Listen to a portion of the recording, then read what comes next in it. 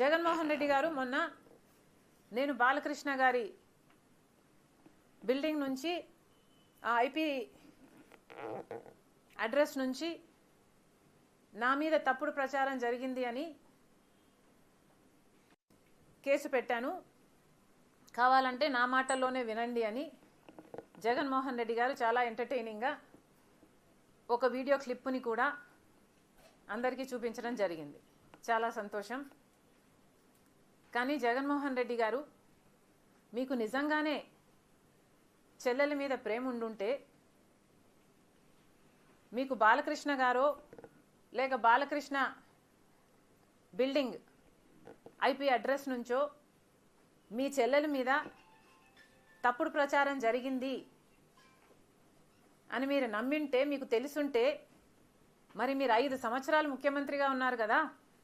ఆ ఇష్యూ జరిగిన తర్వాత 5 సంవత్సరాలు మీరు ముఖ్యమంత్రిగా ఉండి ఏం గాడిదలు కాశారండి? ఎందుకు ఎంక్వైరీ వేయలేదు బాలకృష్ణ మీద? మీరు ఇప్పుడు చెల్లెల మీద ప్రేమ ఉన్నట్టు మీరు మాట్లాడుతున్నారే. మీకు నిజంగానే చెల్లెల మీద ప్రేమ ఉంటే ఏ ఇష్యూ అయితే బాలకృష్ణ బిల్డింగ్ నుంచి అప్పుడు జరిగిందో ప్రభాస్కు నాకు సంబంధం ఉంది అని, అదే ఇష్యూని గత 5 సంవత్సరాలలో మీ సైతాన్ సైన్యం మీ సోషల్ మీడియాలో మీరు వాడుకోలేదా? నేను ఏ రోజైతే కేసు పెట్టానో,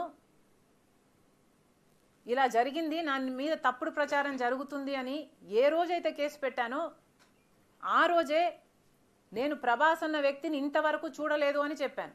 ఈ రోజుటికి కూడా నాకు ప్రభాస్ అంటే ఎవడో తెలియదు. ఈ రోజుటికి కూడా చెప్తున్నా, ఆ రోజు ప్రమాణం చేశాను నా బిడ్డల మీద నాకు సంబంధం లేదు ఆయనతో అని.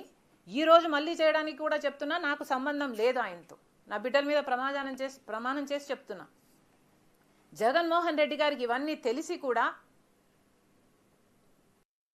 నాకు క్యారెక్టర్ లేనట్టు, నాకు ఆయనతో సంబంధం ఉన్నట్టు గత 5 సంవత్సరాలలో మీ సైతాన్ సైన్యం చేత ప్రాపగాండా చేయించలేదా? మీకా చెల్లెల మీద ప్రేమ ఉన్నది, సిగ్గుండాలి కదా.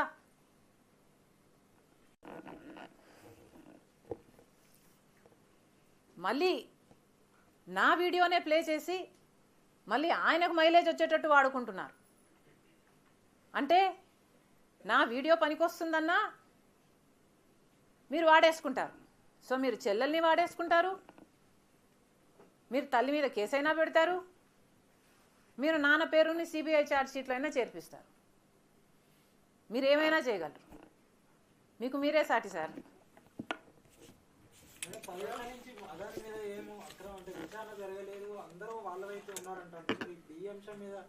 విచారణ జరిపిస్తారు, బ్లాక్ లిస్ట్ పెడతారని కేంద్రం ఎట్లా అనుకుంటున్నారు మీరు?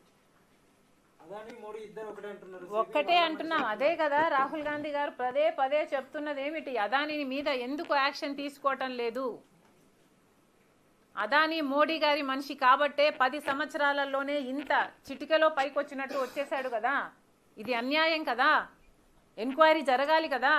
మన ఏజెన్సీలు ఆయన అవినీతిని కనుక్కొని ఉండాల్సింది కదా. ఎక్కడో అమెరికాలో బయటపడ్డం ఏమిటి? వీళ్ళు గాడిదలు కాస్తున్నారా? గుడిగురాలకు వెంట్రుకలు వీక్తున్నారా? ఏం చేస్తున్నారండి? ఇప్పుడైనా మేల్కోండి. ఇప్పుడు ఎక్స్ట్రడిషన్ ట్రీటీ ప్రకారము మోడీ గారి దగ్గర ఉన్న ఈ 2 ఆప్షన్స్. ఒకటి, either he has to extradite him, అంటే అదానీ గారిని అక్కడికి పంపించేయాలి ఎంక్వైరీ కోసం, or he has to prosecute him here, లేదా ఇక్కడైనా ప్రాసిక్యూట్ చేయాలి. సో మోడీ గారు సమాధానం చెప్పాలి. ఇప్పుడు ఏం చేయబోతున్నారు? ఇంత అవినీతి బయటపడింది. జగన్మోహన్ రెడ్డి గారు మోదీకి దత్తపుత్రుడు. ఏం చేయబోతున్నారు?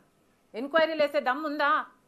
మీరు నిజంగానే దేశం కోసం పనిచేసే వాళ్ళ, ప్రజల కోసం పనిచేసే వాళ్ళ? నిరూపించుకోండి.